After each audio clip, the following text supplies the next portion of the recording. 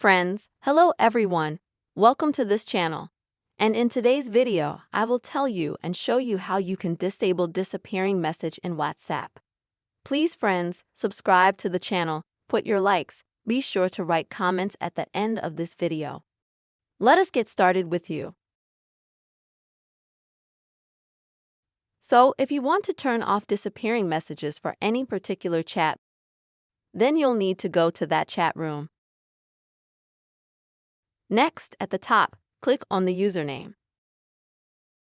After that, scroll down a little bit until you find this section, which is called Disappearing Message.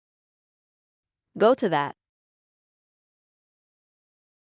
And that will take you to a list like this, through how many messages will disappear.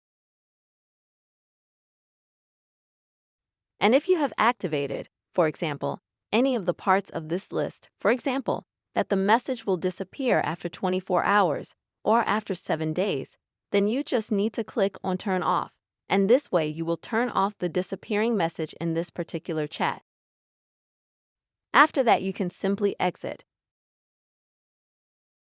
If you have disappearing messages enabled on all chats and you want to disable this feature, then you need to go to Settings. Next, in the Settings, go to Privacy. Next, scroll down a bit. Here you will see the default message timer. Go there, and in the same way you'll see the same list here that I had in private chat. If you have any of these timelines enabled,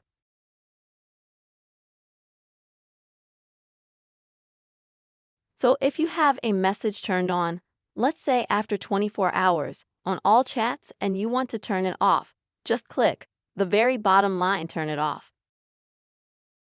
So you will turn off the disappearing messages. You're in WhatsApp and you can just go back to the settings. Don't worry, now you have the disappearing messages turned off. Friends, I really hope this video was helpful for you and helped you. Please friends, put your likes, write your comments, subscribe to our channel, and see you soon.